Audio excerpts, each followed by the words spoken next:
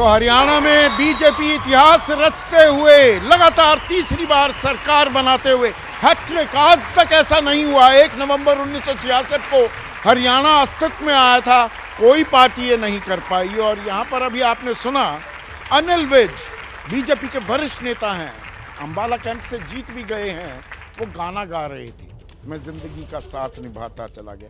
बहुत बेसुरे हैं, मैं उनसे भी ज्यादा बेसुरा हूं दरअसल।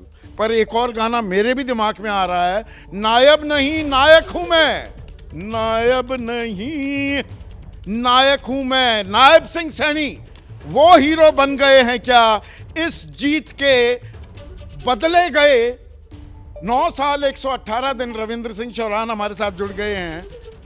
मनोहर लाल खट्टर, नायब सिंह सैनी को लाया गया, चौथा चुनाव लड़ रहे थे, चौथी जगह भेज दिया गया उन्हें। नारायणगढ़ से पहली बार चुनाव जीते 2014 में, उसके बाद फिर कुरुक्षेत्र से सांसदी का चुनाव जीते, फिर करनाल से उपचुनाव जीतकर मुख्यमंत्री बने, लेकिन वहां खूंटा गाड़ दिया, लट गाड़ दिया मनोहर लाल खट्टर ने, ना भाई कि तो और जा, ता दिया लाडवा, और लाडवा से वो जीत गए। और सिर्फ जीते नहीं हैं, वो नायक भी बन गए, सूत्रधार बन गए हैं बीजेपी की जीत। पार्टी जिता दी जरूर, बिल्कुल ठीक बात है। और मेरे ख्याल से इसीलिए हम लोग जो बात कर रहे थे कि कांग्रेस बीजेपी ने 8 महीने पहले से अपना कैंपेन शुरू कर दिया, और वो आज रिफ्लेक्ट हो रहा है। बीच में हम लोग नब्ज नहीं पकड़ पाए जो जनता की थी, और नब्ज तो आज दिख ही रही है। हम लोगों को तो लग रहा था कि बीजेपी हारेगी, सारे मुद्दे तो उनके खिलाफ थे, एक भी मुद्दा उनके फेवर में काम करता नहीं दिख रहा था। लेकिन हमारा असेसमेंट बिल्कुल गलत गया, और बीजेपी का मैनेजमेंट काम आया। और बीजेपी ने जिस तरीके से मैन टू मैन मार्किंग की, माइक्रो एनालिसिस इस पूरे चुनाव का किया, वो बिल्कुल बहुत पर अभी भी कहानी में कुछ खेल हो सकता है क्या? दिबांग इतना असीम तजुर्बा है इन्हें, ये जो 48-37 2-3 सीट अगर नीचे आती है बीजेपी, तो कहानी में अभी ट्विस्ट बचा हुआ है क्या? 17-18 या कितनी सीटें हैं दिबांग, जो अभी भी 2-3 हजार के मार्जिन पर जहां आंकड़ा चल रहा है? 5000 के मार्जिन पर अगर आप देखें तो कुल मिलाकर करीब 24-25 सीटें, 24-25 सीटें हैं कुल मिलाकर। इनमें 1000-2000 वाले का भी कुछ आंकड़ा है? कुछ मेरे पास वो आंकड़ा नहीं है, पर बहुत सारी सीटें हैं जो 1000-2000 में हैं। बहुत सारी चीज़ें, एक सीट मैंने देखी 37 वोट का ही उसमें फ़र्क है। मैं ये कह रहा हूँ, आपका शो है, कुछ भी हो सकता है, ये आप ध्यान रखिए। बेसुरा गाना भी गाया जा सकता है इस शो में, कृपया आप बेसुरा ना गाएं। मुझे बहुत दुख हो रहा है। देवानंद की आत्मा, साहिर लुधियानवी साहब इतना अच्छा लिखते हैं, उनकी आत्मा कितनी तड़पी होगी जब ये अनिल विज जो लगातार गा रहे थे, और आपने जो गाया वो तो मतलब प्लीज़ हमें बख्शिए, आप बाद में अपने गाइएगा। पर मैं ये कह रहा हूँ कि अभी भी देखिए, आंकड़ों का खेल है, ये पूरा गिनती जारी है। और हमने देखा, जैसे शुरू में मैंने ट्रेंड पकड़ा, कैसे हम दिखा रहे थे कि एकदम आगे है कांग्रेस, और सब लड्डू भी बट गए। हमने ये भी सुना, मैंने कहा कि नहीं ठहरिए, चुनाव आयोग ये बता रहा है, चुनाव आयोग अभी भी ठहरने की सलाह दिबांग की। मुझे लगता है कि चूंकि हम लोग पत्रकार हैं और थोड़े से बाल भी हमने कई बार वो देखा है ना, नहीं वो लड्डुओं के वो लड्डू मंगा लिए गए थे, अब मैं पार्टी का क्या नाम लूं, उस चुनाव का क्या नाम लूं, फिर बाद में ये समझ में नहीं आ रहा था इन लड्डुओं का करे तो क्या करें। आज जलेबी मंगाई हुई है 100 किलो। हालांकि ये साफ है, देखिए ये साफ है, इस तरीके से इसको मैं साफ बता रहा हूँ कि अगर 42 पे अटकते हैं कांग्रेस वाले, तो और ये बाकी आंकड़े ऐसे ही रहे, तो बीजेपी 43 हो जाती है, और पहले उनको बुलाया जाएगा और वो मैनेज कर लेंगे, वो दूसरी है। लेकिन बाल सफ़ेद हैं तो कुछ तो प्रिसीजन होनी चाहिए बात में। बिल्कुल प्रिसीजन होनी चाहिए। तो अभी राखी आ रहा हूँ मैं, थोड़ा इंतजार अभी करना होगा, या कहानी हो गई है पूरी?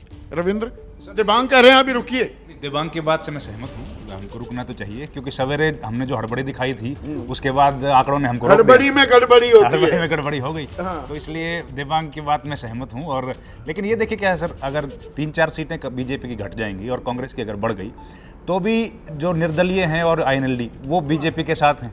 और बड़ी लार्जेस्ट, अगर सिंगल लार्जेस्ट पार्टी को बुलाया गया, लेकिन हमने गोवा में तो देखा था कि सिंगल लार्जेस्ट पार्टी को भी नहीं बुलाया गया था, जो कि कांग्रेस पार्टी थी, सिंगल लार्जेस्ट ग्रुप को बुला लिया गया था। तो उस बात की तो संभावना है, वो तो फिर पूरा खेल बंडारू दत्ता तरह चलेंगे। आप संविधान में घुसने लगे, बाल की खाल निकालेंगे, तब तो आप यहाँ तक भी। और रविंद्र चौहान इस बात को पुरजोर तरीके से कहते घूम रहे हैं कि भाई अस्तित्व क्या है नायब सिंह सैनी का, उन्होंने इस्तीफा कब दिया, वो इस्तीफा कब सार्वजनिक हुआ, वही। वो अपने आप में एक संवैधानिक सवाल है। मैं तो आज भी कह रहा हूं, मुझे इस बात का नहीं पता कि नायब सिंह सैनी मुख्यमंत्री हैं कि कार्यवाहक मुख्यमंत्री हैं। उनका तो आज तक इस्तीफा हम लोगों के सामने नहीं आया, वो सार्वजनिक नहीं हुआ है। ना गवर्नर का वो चिट्ठी आई है जिसमें उनको कहा गया है कि आप कार्यवाहक मुख्यमंत्री के तौर पर काम कीजिए। तो ये सब अब पंचकुला से कांग्रेस के चंद्रमोहन आगे हो गए हैं। अभी आंकड़ों में कोई फर्क नहीं आया, पर आंकड़ों में भी फर्क आ जाएगा पंचकुला से अगर कांग्रेस के चंद्रमोहन आगे हो जाते। अब ये सीट भी देखिए बहुत फंसी हुई लग रही है आज, लेकिन जब हम लोग वहां पर गए, उस इलाके में घूमे थे, तो लग रहा था कि पंचकुला में चंद्रमोहन बहुत आसानी आंकड़ा बदल गया, अब 38 पर आ गई है कांग्रेस। तब लग रहा था कि चंद्रमोहन आसानी से इस सीट को जीत जाएंगे, लेकिन यहाँ लग रहा है कि वो खाली 500-700 का ही अंतर है बस अभी जो लीड कर रहे हैं। पर साथ ही साथ अगर हम जम्मू कश्मीर की बात ना करें तो ये जम्मू कश्मीर के साथ भी नाइंसाफी होगी, क्योंकि वहां पर 370 हटने के बाद सबसे बड़ा चुनाव हो रहा है और 10 साल बाद ये चुनाव है। वहां का चुनाव भी अपने आप में दिलचस्प, और यहां बीजेपी को अच्छी खबर नहीं मिल रही है। पर 48 का आंकड़ा है राखी, 5 अगर हम नॉमिनेटेड विधायकों की भी बात करें, 47 पर है नेशनल कॉन्फ्रेंस और कांग्रेस। नहीं, काफ़ी अच्छा नेशनल कॉन्फ्रेंस और कांग्रेस की काफ़ी कंफर्टेबल सिचुएशन है। उन्होंने अच्छा प्रदर्शन, खासकर एनसी की बात करें तो अच्छा बुरा प्रदर्शन दिखाया है। लेकिन बीजेपी हम बार बार यहाँ देख ही रहे हैं कि अंतिम तक वो अपनी पूरी तैयारी जो है उसको पुश और मोमेंटम देती रहती है।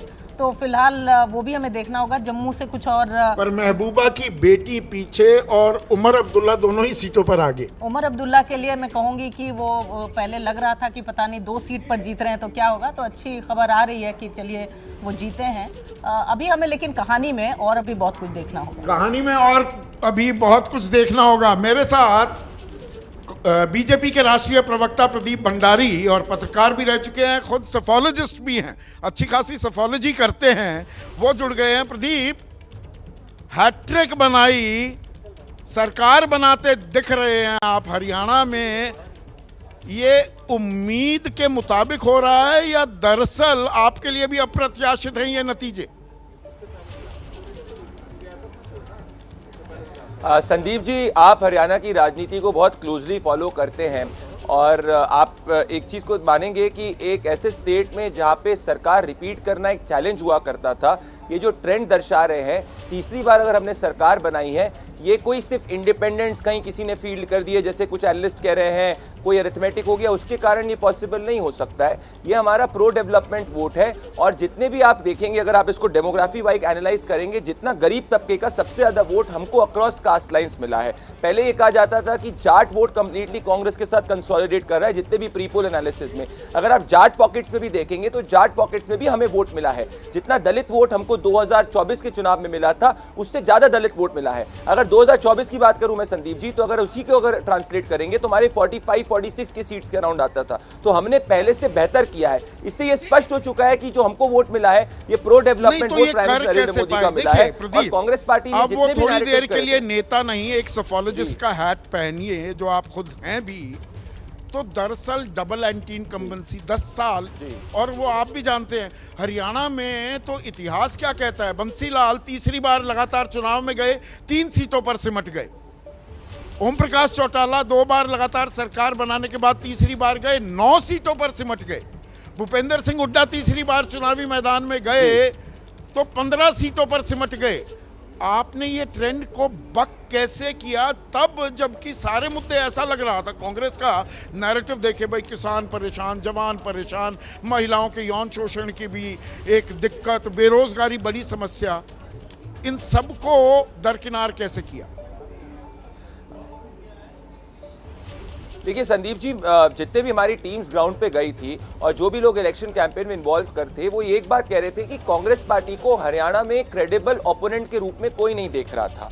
तो हमेशा अगर आपने जैसे एज एन इलेक्शन की बात करी, कोई भी अपना वोट तभी चेंज करता है जब उसको एक क्रेडिबल ऑल्टरनेटिव रहता है। तो यहाँ पे क्रेडिबल ऑल्टरनेटिव उनके पास में नहीं था, पॉइंट नंबर 1। पॉइंट नंबर 2, अगर एक और चीज मैं संदीप जी कहना चाहूंगा कि अगर आप किसी भी इलेक्शंस को देखेंगे, हमारी टेंडेंसी टू रिपीट गवर्नमेंट्स 2014 के बाद में काफी ज्यादा हुई है। तो अगर आप स्टेट गवर्नमेंट्स को देखेंगे, मध्य प्रदेश के अंदर भी जो हम लोग 2023 के अंदर आए, ऐसा पहले कभी नहीं हुआ करता था कि इतने साल लगातार तक मध्य प्रदेश के अंदर कोई शासन में रहा। हमने वो भी करके दिखाया। उड़ीसा भी हमारी ऐसी टेरिटरी थी जहां पे हमारा कोई वोट नहीं था, वो हमने करके दिखाया। तो सिमिलरली हमारी जो फिलॉसफी अभी रही है, क्योंकि हम वेलफेयर वोट और डेवलपमेंट वोट पे विश्वास रखते हैं, और जब हमें पता है कि हमारा जो ओपोनेंट है वो कंप्लीटली एक डिस्क्रेडिटेड ओपोनेंट है, उसको जनता एन मास कभी शिफ्ट हो नहीं सकती, तो हम पॉजिटिव पॉलिटिक्स में फोकस करते हैं। तभी संदीप जी 2011 के बाद अभी 17-18 सीटें ऐसी हैं, पार्टी रिपीट कर पाई जी अभी 17-18 सीटें ऐसी हैं, यहाँ पर दिबांग भी बैठे हुए हैं, जहाँ पर मार्जिन 2-4 हज़ार वाला ही है। तो क्या अभी थोड़ी सांसें अटकी हुई हैं? अभी पूरी ताल ठोकने में आप वक्त लगाएंगे? 2-3 सीटें बीजेपी की नीचे आ जाती हैं, 47 पर आप हैं तो बहुमत के आंकड़े से नीचे आ जाती हैं। अगर कांग्रेस 40 में घुस जाए तो खेल अभी कुछ पलट सकता है, या ये खामखा की कयासबाजी, एक आंकड़ेबाजी, और जो हम पत्रकारों का शगल होता है वो हम कुछ ज़्यादा ही संभावनाएं तलाशने लगे हैं?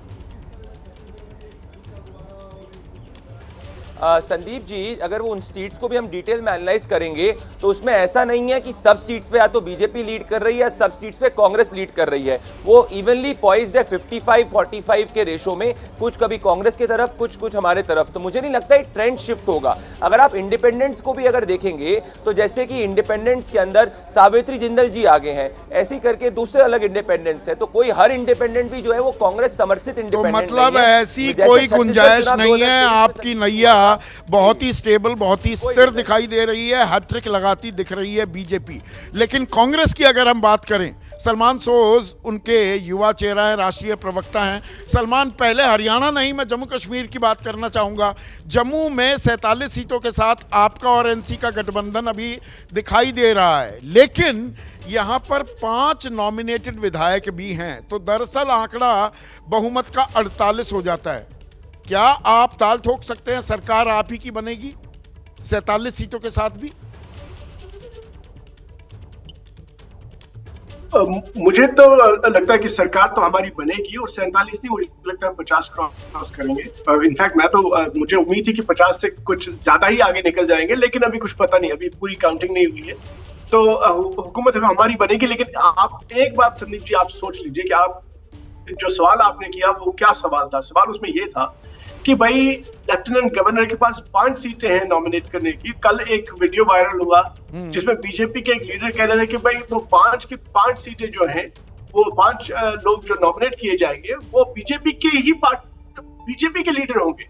अब खुद ही सोचिए कि क्या बीजेपी के दिमाग में क्या ज़हनियत है कि डेमोक्रेसी को बिल्कुल खत्म करने में कितना लगे हुए हैं कि भाई बीजेपी, यानी कि जो नॉमिनेटेड कैटेगरी है उसमें भी ये पॉलिटिशियंस ऐसे को डाल देंगे, वो भी रूलिंग पार्टी जो सेंटर में है।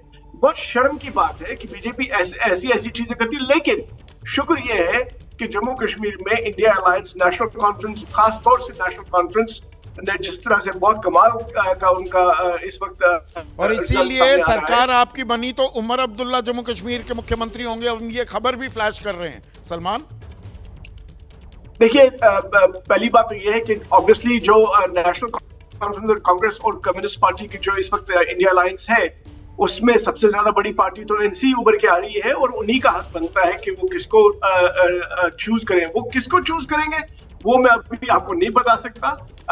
उमर अब्दुल्ला चीफ मिनिस्टर रहे हैं पहले, उनकी पार्टी गए तो शायद उनको बनाए, किसी और को बनाए, उन तक है। हमारा रोल है कि हम इस गवर्नमेंट को अच्छी तरह से, ताकि लोगों में जो परेशानी है, अभी हमारे बीजेपी के साथी कह रहे थे कि भाई हम गवर्नेंस पे लड़ते हैं। संदीप जी, आपको शायद हैरत होगी ये बात सुनके कि जम्मू कश्मीर में देखिए बीजेपी 10 साल से हुकूमत में है, पहले पीडीपी के साथ थी और अब बीजेपी पिछले 6 साल से डायरेक्ट रूल कर रही है जम्मू कश्मीर में। जो यूथ अनएम्प्लॉयमेंट है जम्मू कश्मीर में सेकंड हाईएस्ट है कंट्री, और जो फीमेल अनएम्प्लॉयमेंट है, औरतों की जो बेरोजगारी है, वो हाईएस्ट है कंट्री में। ये कोई गवर्नेंस का रिकॉर्ड है। 10% पॉपुलेशन जो है वो जनादेश आपके हक में आपको मिलता दिख रहा है। लेकिन हरियाणा का भी एक क्विक कमेंट आपसे चाहूंगा सलमान, हरियाणा में क्या हुआ? मैं अभी दिबांग से ये सवाल पूछ रहा था, has the Congress mastered the art of snatching defeat from the mouth of victory? जहां जीत पक्की है वहां से हार आप ढूंढ लाते हैं, खोज लाते हैं। देखिए संदीप जी, अभी आपने भी कहा कि अभी काफी सारे ऐसी सीटें हैं जहां पे कुछ भी हो सकता है, तो we should not jump the gun. लेकिन अगर ऐसे ही रिजल्ट रहे जिस तरह से हम देख रहे हैं, तो इसमें फिर कोई शक नहीं। देखिए, अगर मान लीजिए कि कांग्रेस जीत भी जाए, लेकिन ये तब भी क्लोज कॉन्टेस्ट होगा, यानी कि हमें ये मानना पड़ेगा कि बीजेपी ने कुछ चीजें की हैं, हमको एक्नॉलेज करना चाहिए कि उनकी कुछ स्ट्रैटेजी में अच्छी चीजें नहीं है और हम में कुछ कमियां रही हैं, और हमें लोगों उनका जो वर्डिक्ट है उसको अच्छी तरह से तो आप अपनी कमजोरियां, अपनी गलतियां, उसकी समीक्षा करने की भी बात कर रहे हैं। हरियाणा में कमाल किया है आपने प्रदीप। एक छोटा सा बिल्कुल जवाब चाहूंगा, क्योंकि आप समझते हैं टीवी में ब्रेक्स लेने की जो मजबूरी होती है, पर चूक कहां हुई जम्मू कश्मीर में, सरकार नहीं बना पाई। विनेश फोगाट, अभी एक उनका बयान आ रहा है, आप जवाब दीजिएगा, पहले विनेश की बात सुन रखेंगे या खेल की तरफ भी देख सकते हैं। राजनीति में अगर आ गए तो कंटिन्यू इधर ही रखेंगे। लोगों ने प्यार प्रेम दिया है, उनके लिए काम भी करना पड़ेगा फील्ड में रह के। ऐसा तो है नहीं कि हम दोनों चीजें कर सकते हैं। कांग्रेस नेता इलेक्शन कमीशन पर आरोप लगा रहे हैं। विनेश, कांग्रेस नेता इलेक्शन कमीशन पर आरोप लगा रहे हैं। किसी को पूछने दो एक बार। हाँ, शहर के लिए क्या क्या करेंगे?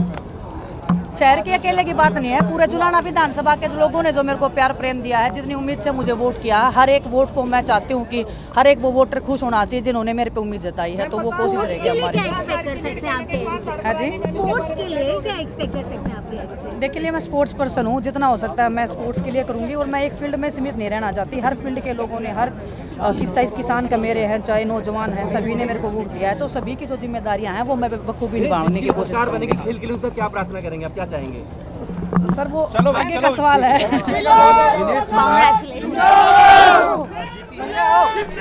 यहाँ पर विनेश फोगाट चुनाव जीत गई हैं और परिपक्व भी होती दिख रही हैं, खिलाड़ी की तरह कम, राजनेता की तरह ज़्यादा बोलती दिखाई दी हैं, तो जल्दी ही ट्रेन हो गई हैं राजनीति के अखाड़े में भी। तो इस वक्त की बड़ी खबर, हरियाणा में उलटफेर, हैट्रिक लगाती दिख रही है बीजेपी। 48 पर बीजेपी, 37 पर कांग्रेस। लेकिन कुछ खबरें आ रही हैं अभी, क्योंकि वो पुख्ता नहीं हुई हैं, पुष्टि नहीं हो पाई है, तो मैं आपको बताऊंगा नहीं, लेकिन इशारा कर रहा हूं कुछ बड़े दिग्गज वो हारने की खबर जो अभी आगे बने हुए दिखाई दे रहे थे, उनके हारने की खबर आ रही है। तो ऐसे में दिबांग ने जो अपने तजुर्बे का इस्तेमाल कर इन आंकड़ों के बारे में एक आकलन किया था कि ये ऊपर नीचे हो सकता है क्या। बीजेपी अभी ऊपर जा रही है, लेकिन 2-3 नीचे, कांग्रेस 3-4 ऊपर।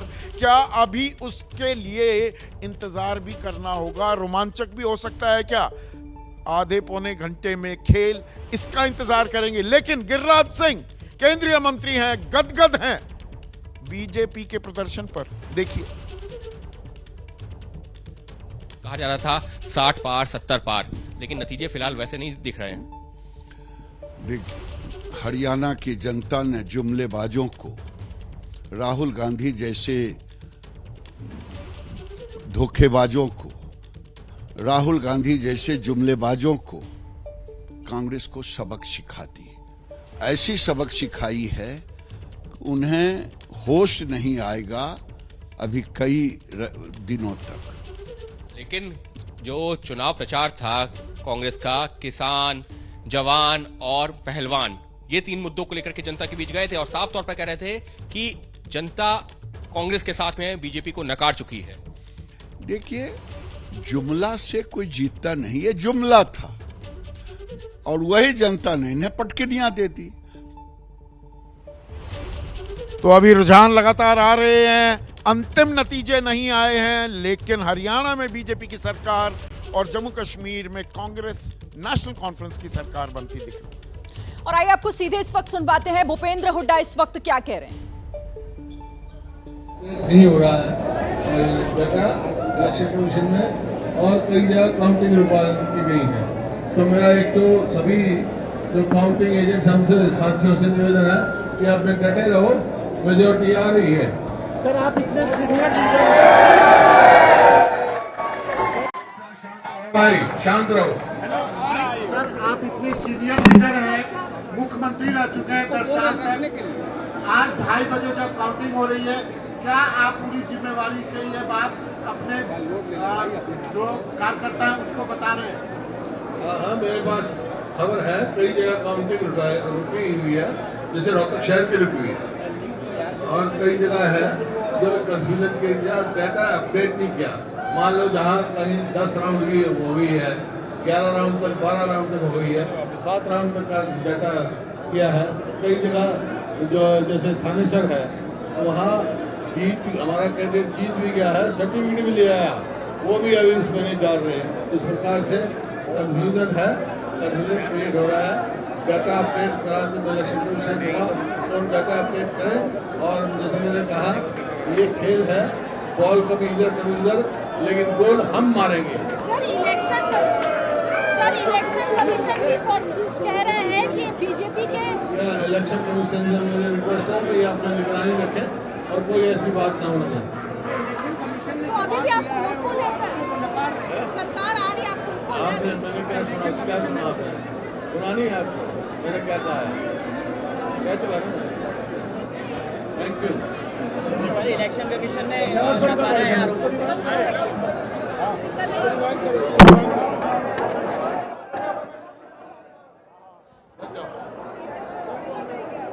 तो भूपेंद्र सिंह हुड्डा को आप सुन रहे हैं और जिस तरीके से काउंटिंग पर वो सवाल खड़े कर रहे हैं और कह रहे हैं कि जो मतगणना हो रही है उसकी धीमी गति है, जिस पर प्रश्न खड़ी कर रही है कांग्रेस इस वक्त की ये बड़ी खबर।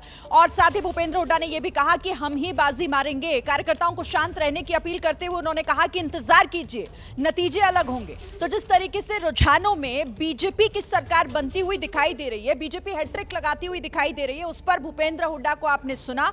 और भूपेंद्र हुड्डा सीधे सीधे सवाल दरअसल उठा रहे हैं काउंटिंग की प्रक्रिया पर और उनका कहना है कि आखिर धीमी गति से प्रक्रिया आगे क्यों बढ़ रही है, मतगणना इतनी स्लो क्यों है, जिसको लेकर प्रश्न खड़े हो रहे हैं। और यही सवाल भूपेंद्र हुड्डा ने भी उठाया। तो जिस तरह से अभी तक रुझान सामने आ रहे हैं उस पर यह रिएक्शन था हुड्डा का। और साथ ही उन्होंने यह भी कहा कि इंतजार कीजिए, हम नतीजों में बहुमत की तरफ बढ़ते हुए आपको दिखाई देंगे, जीतते हुए दिखाई देंगे। तो ये जो भूपेंद्र हुड्डा वो सीधे सीधे ये बता रहे हैं कि वो इस जो रुझान में बीजेपी की तरफ जाते हुए आंकड़े दिखाई दे रहे हैं उससे वो पूरी तरीके से खारिज करते हुए ये बता रहे हैं कि आखिर किस तरह से वो प्रक्रिया जो इस वक्त सवालों के घेरे में खड़ी हो रही है। और मैं दिव्यांग आप से शुरुआत कर लेती हूँ। मतलब अब ये अभी तो रुझान है, नतीजों से पहले जिस तरीके से सवाल खड़े हो गए कि काउंटिंग की प्रक्रिया स्लो है, इसीलिए इस तरीके के रुझान दिखाई दे रहे हैं।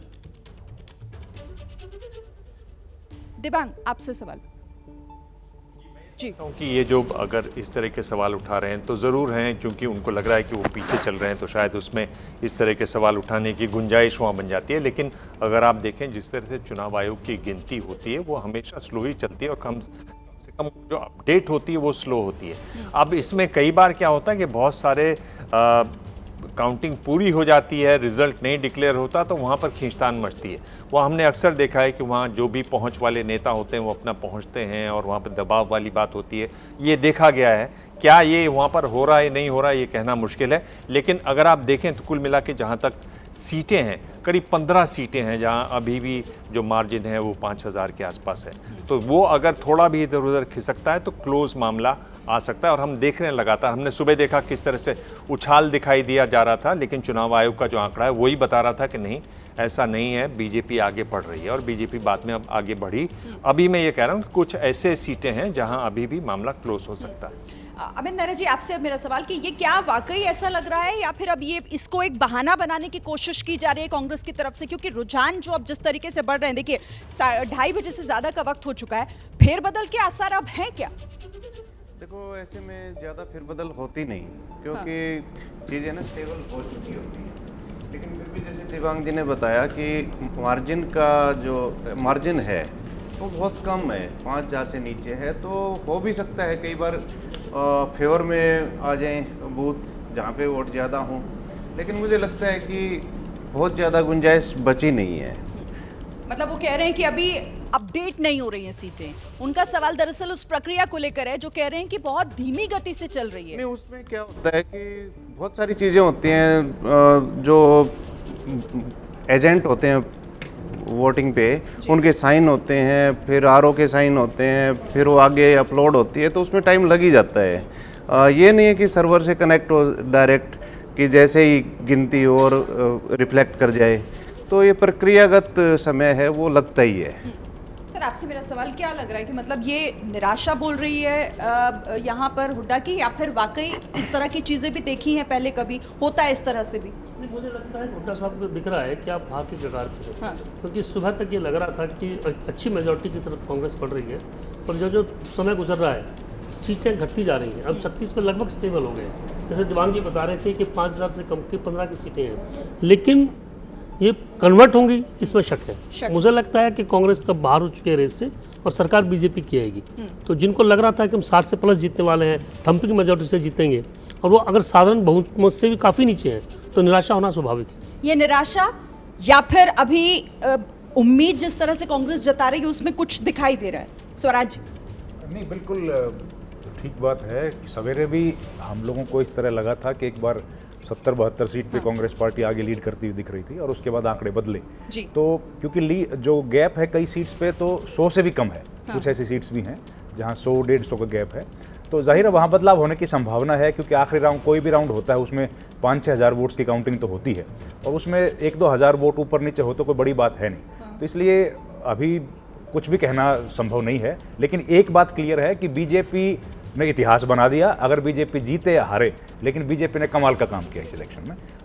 आज की स्थिति में, अभी की जो स्थिति है उसमें बीजेपी सरकार बना रही है, लेकिन आंकड़े जिस तरह से बदल रहे हैं, अभी 47 पे बीजेपी आ गई, थोड़ा सा ऊपर नीचे हो रहा है, लेकिन ओवरऑल ये है कि बीजेपी बहुत आगे है। मतलब इन रुझानों पर सवाल अब उठाना क्या सही होगा सर, या वाकई नतीजे भी बदलते हुए दिख सकते हैं आगे?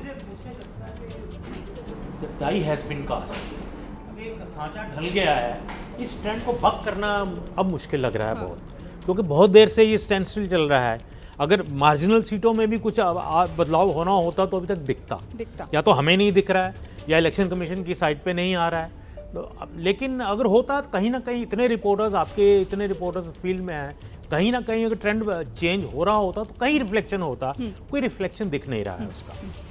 अच्छा, रिफ्लेक्शन आखिर क्यों नहीं दिख रहा है, इस पर कांग्रेस को अब क्या सोचने की जरूरत नहीं है? लेकिन पहले देखिए, कांग्रेस ने जो आरोप लगाए हैं उन आरोपों पर चुनाव आयोग ने जवाब भी दे दिया है। चुनाव आयोग ने कांग्रेस के इन आरोपों को खारिज कर दिया, जो धीमी गति से प्रक्रिया आगे बढ़ रही है, जो आरोप लगाए जा रहे थे। कांग्रेस ने आरोपों में देरी के आरोप जो लगाए हैं मतगणना में, उस पर सवाल, और कहा कि नियम के हिसाब से हो रहा है जो कुछ भी हो रहा है। देखिए, बीजेपी 49 सीटों पर आगे, कांग्रेस 36 सीटों पर आगे चल रही है, लेकिन कांग्रेस ने इसी को लेकर सवाल खड़े कर दिए कि ना तो आंकड़े अपडेट हो रहे हैं और ये प्रक्रिया बहुत स्लो चल रही है। इसको लेकर कांग्रेस का जो बड़ा प्रश्न है इस मतगणना से जुड़ा हुआ, उस पर चुनाव आयोग की अब सफाई भी सामने आ गई, और उनकी तरफ से ये कहा गया कि देखिए, जो कुछ हो रहा है वो नियमों के हिसाब से हो रहा है। तो कांग्रेस के आरोपों को पूरी तरीके से खारिज चुनाव आयोग ने कर दिया है। तो देखिए, एक तरफ यहां पर लड्डू बट रहे हैं और जलेबियां तैयार की जा रही हैं, क्योंकि अभी रुझान, लेकिन उससे पहले नतीजों में किस तरीके से कन्वर्ट होंगे वो बात की बात, लेकिन उससे पहले यहां पर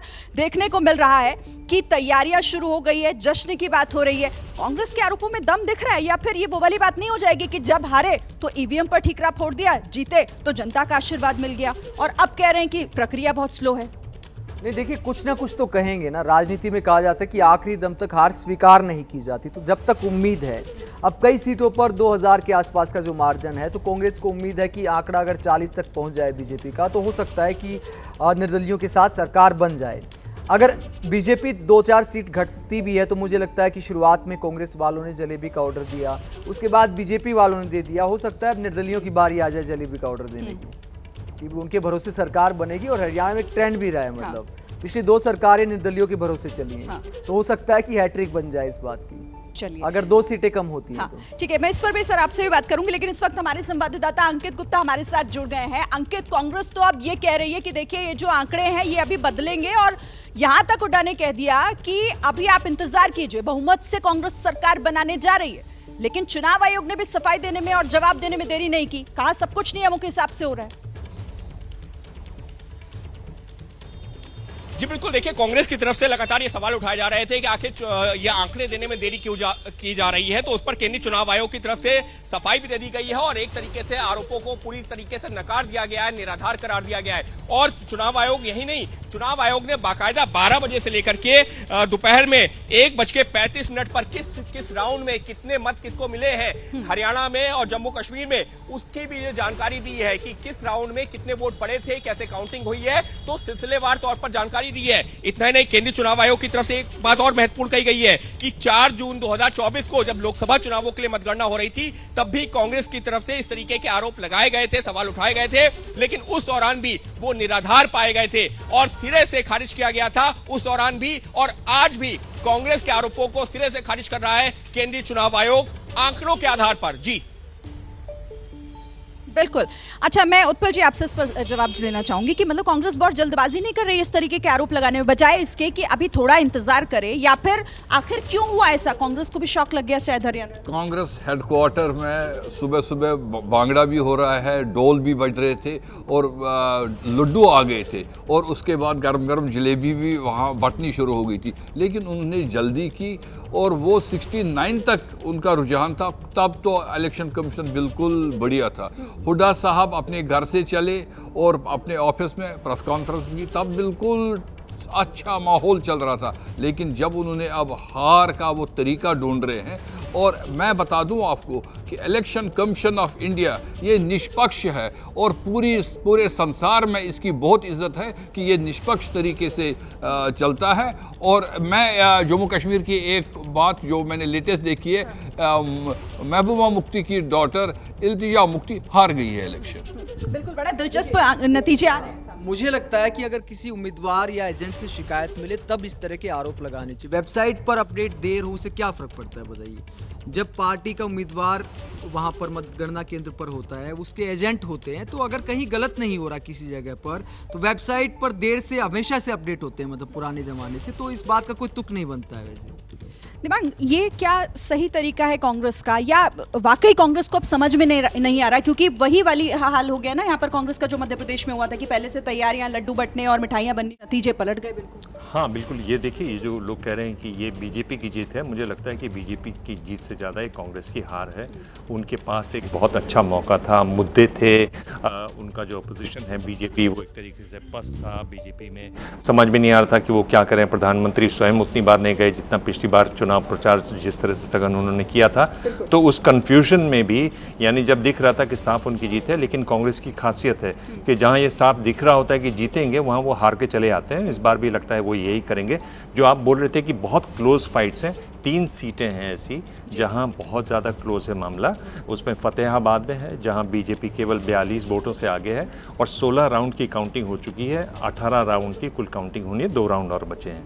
नंगल चौधरी है, वहाँ 524 बीजेपी 524 वोटों से आगे है। वहाँ 19 राउंड की काउंटिंग हो चुकी, 19 राउंड की काउंटिंग होनी है, 13 हो चुकी है। होडल में 477 सीटों से बीजेपी आगे है, 3 राउंड की काउंटिंग और बची हुई है। तो ये वो सीटें हैं जो बहुत क्लोज हैं। अगर ये पलट जाती हैं तो फिर वो आंकड़ा क्लोज होगा, लेकिन बीजेपी की बढ़त बनी रहेगी, ये साफ दिखाई दे रहा है। लेकिन यहाँ जो हुड्डा साहब कह रहे हैं नेहरा जी कि हम बहुमत से जीतेंगे, आप इंतजार कीजिए, लग रहा है आपको कि थोड़ा बहुत भी अगर मान लीजिए, जैसे दिबांग ने बताया कि कुछ सीटों पर क्लोज फाइट है, वो नतीजे बदल भी जाते हैं, तो वहां तक पहुंच पाएगी कांग्रेस? इनमें एक सीट और जोड़ लीजिए, शायद साथियों ने ध्यान नहीं दिया कि जो बाकी 5-6 और अन्य हैं, उसमें भी एक सीट है डब वाली की, आदित्य चौटाला की। हाँ। तो 15 राउंड हो चुके हैं और उनकी लीड मात्र 407 है, तो वो भी उसमें जोड़ लीजिएगा। हाँ। तो हो सकता है कुछ ना कुछ उलटफेर हो। 407 का तो एक राउंड में ऊपर नीचे होना बनता है। इतना उलटफेर हो पाएगा क्या कि वो जो बहुमत की बात कर रहे हैं? ये बहुत मुश्किल है, मात्र मेरे ख्याल से 2 या 3 सीटों की तो बात है। तो चलिए, इस पर भी मैं आपसे बात करूंगी, लेकिन अरविंद केजरीवाल का बयान भी सामने आ गया है। अरविंद केजरीवाल जो ये कह रहे हैं कि किसी भी चुनाव को हल्के में नहीं लेना चाहिए।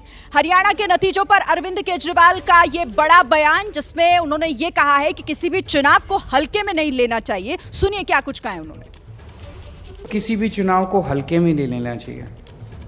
अभी तो पता नहीं नतीजे क्या हैं, लेकिन आज के चुनाव से सबसे बड़ी सबक यही है कि ओवर कॉन्फिडेंस मत करना कभी भी। किसी भी चुनाव को हल्के में नहीं लेना चाहिए। हर चुनाव कठिन होता है, हर चुनाव में हर सीट कठिन होती है, मेहनत करनी है और लड़ाई मत करना, अपने अपने एमएलएज के साथ लड़ाई मत करना, सब लोग मेहनत करना। तो किसी भी चुनाव को हल्के में नहीं लेना चाहिए, अति आत्मविश्वास की भी उन्होंने बात कही कि ठीक नहीं है। और आर्या जी, मैं आप ही से इससे जुड़ा हुआ सवाल करती हूँ कि ये इशारा साफ साफ है, इसमें कोई छुपा तो नहीं है, कांग्रेस की तरफ ही उंगली उठाई है केजरीवाल ने।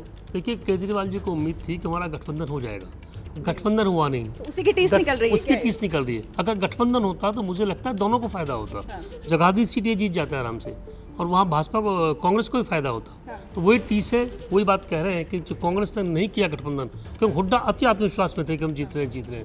हुड्डा नहीं चाहते थे कि गठबंधन हो, तो वो टीस है। ये हुड्डा का अति आत्मविश्वास वही नतीजों में ले डूबा है क्या कांग्रेस? पॉलिटिकली वाइज स्टेटमेंट है, जहाँ पे आप वोट का डिवीजन रोक सकते हो, वहाँ पे अपोजिशन को रोकना ही चाहिए था, जो इन्होंने लोकसभा चुनाव में किया। वही काम अगर यहाँ करते तो जाहिर नतीजे में कुछ ना कुछ अंतर तो आता। लेकिन आर्या जी, वो जगाधरी वाले जो कैंडिडेट थे उसको तो कांग्रेस ने बीजेपी टिकट काट दी उसकी, वो तो कांग्रेस का कैंडिडेट था, इसलिए उसको मजबूरी में जाना पड़ा। लेकिन अभी भी देखिए, कुछ सीट्स हैं जहां पर 100-200 का मार्जिन है, या 1000 से नीचे वाली सीट्स हैं जिनमें 1 और 2 राउंड कई जगह पर बचे हुए हैं। लेकिन इसका ये मतलब नहीं कि कुछ बहुत ज़्यादा बदल जाएगा, लेकिन काफ़ी क्लोज कॉन्टेस्ट है, और इतना क्लोज कॉन्टेस्ट होगा, इतना ज़्यादा वोट परसेंटेज बीजेपी का बढ़ेगा, शायद इस बात का अनुमान नहीं था। ठीक है, लेकिन देखिए बीजेपी अब किस तरीके से तैयारियां कर रही है, ये तस्वीरें सामने आ रही हैं, क्योंकि कार्यकर्ता इस वक्त गदगद हैं। और शाम के 8 बजे का समय बताया जा रहा है जब प्रधानमंत्री नरेंद्र मोदी भी कार्यालय पहुंचेंगे, और फिर जिस तरीके से वो एक परंपरा निभाई जाती रही है बीजेपी में, जब चुनाव नतीजे आते हैं, किसी भी राज्य के जब इलेक्शन होते हैं, तो कैसे उसके कार्यालय पर एक बड़ा सेलिब्रेशन होता है, कार्यकर्ताओं के साथ किस तरीके का जश्न मनाया जाता है, वही तस्वीरें हम इस वक्त देख भी पा रहे हैं। अति आत्मविश्वास और उत्साह कहेंगे इसे, कि किस तरीके का दिखाई दे रहा है बीजेपी के कार्यकर्ताओं में, क्योंकि जीत पड़ी है। और सबसे बड़ी बात यह कि हरियाणा में हैट्रिक की तरफ बढ़ती हुई बीजेपी दिख रही है फिलहाल रुझानों में, और नतीजे जिस तरीके से सामने आएंगे उसमें लग नहीं रहा कि बहुत कोई बड़ा बदलाव इन आंकड़ों में देखने को मिल सकता है। लेकिन फिलहाल तो तस्वीर इसी तरह की सामने आ रही है, और यही वजह है कि आज बीजेपी के कार्यकर्ता गदगद हैं। और आइए सीधे आपको लिए चलते हैं, मेरी सहयोगी मनोज्ञा लोईवाल हमारे साथ इस वक्त जुड़ गई हैं। मनोज्ञा, रुझानों में ही सही, लेकिन नंबर देखकर कार्यकर्ताओं की खुशी का अंदाजा इन तस्वीरों से लगाया जा सकता है। जश्न की तैयारियां कैसे चल रही हैं वहां? अरे बिल्कुल, आपको मैं तस्वीरें दिखाती हूँ। देखिए, प्रधानमंत्री नरेंद्र मोदी को जलेबी खिलाई जा रही है। ये वही जलेबी है जिसने हरियाणा में सबसे ज्यादा इम्पैक्ट रखा है। जहां एक और जलेबी रही है, तो वहीं अभी इस समय चुनावी जलेबी में किस तरह से मोदी इज द बॉस के पोस्टर्स लग रहे हैं, और उसके साथ साथ प्रधानमंत्री नरेंद्र मोदी को बीजेपी के कार्यकर्ता, बीजेपी के नेता जलेबी खिलाते हुए। जलेबी का संदर्भ अब इस समय सिर्फ मिठाई के तौर पर नहीं है, या फिर ऐसी मिठाई नहीं जिसे ओकेजनली खिलाया जाए, लेकिन इस समय ऐसी एक मिठाई जिसका राजनीतिक संदर्भ भी आ जाता है। और ऐसे में प्रधानमंत्री नरेंद्र मोदी को यहाँ पर जलेबी खिलाते हुए, कार्यकर्ता खाते हुए, और उसके साथ बहुत सारे ऐसे नेता हमारे साथ हैं इस समय। वीरेंद्र सचदेवा जी यहाँ पर हैं, बीजेपी के राज्य के अध्यक्ष हैं। उसके साथ साथ देखिए, आप सेलिब्रेशंस में आपको दिखा रही हूँ किस तरह से आपको यहाँ पर जितने भी लोग दिख जाएंगे, उनके चेहरे पर जितनी खुशियाँ हैं, कितना खुश है। आज लग रहा है कि जीत हासिल हो गई है, ये बड़ी खुशी। देखिए, ये लोकतंत्र की जीत है, ये जितने हरियाणा के लोग हैं उन सब लोगों की जीत है। लोकतंत्र के महापर्व में जिस तरह से नरेंद्र मोदी जी के हमारे नेतृत्व में तीसरी बार इतिहास बनने जा रहा है। आपने देखा होगा 1966 में आज तक तीसरी बार कोई सरकार हरियाणा में नहीं आ पाई है। और आज जलेबी खिला रहे हैं राजनीतिक संदर्भ। नहीं, जलेबी तो कांग्रेस ही खिलाएंगे, हम तो लड्डू खिलाएंगे। जो जलेबी मोदी जी को तो आप जलेबी खिला रहे थे इधर तस्वीरों पर, देखिए। और साथ ही साथ आपको यहाँ पर मैं आपको जितने ये कार्यकर्ता हैं, ये देखिए यहाँ पर आए हुए हैं। भैया गाना वाना सुना रहे थे, क्या सुना रहे थे भाई? और दूसरी तरफ जो है कि जलेबी की फैक्ट्री बंद हो गई। उनकी झूठी मानसिकता, झूठे विचार, गंदे विचार जनता ने उठा के पटका है। और मैं तो काफ़ी उदास हूँ राहुल गांधी जी के लिए कि वो गए थे हरियाणा में जो है कि जलेबी की फैक्ट्री खोलने, और वहाँ पे पहले से ही पता चला कि वहाँ पे कांग्रेस की जब सरकार थी, सारी जमीनें वाड्रा को और हुड्डा को मिल गया। क्या गाना सुना रहे? ये दिल के अरमा आंसुओं में बह गए, दिल के अरमा आंसुओं बातों में बह गए। एक हलवाई हरियाणा गया जिलेबी की फैक्ट्री लगाने, जिलेबी की फैक्ट्री में ताला पड़ गई। इनको अभी और राहुल गांधी को सीखने की जरूरत है।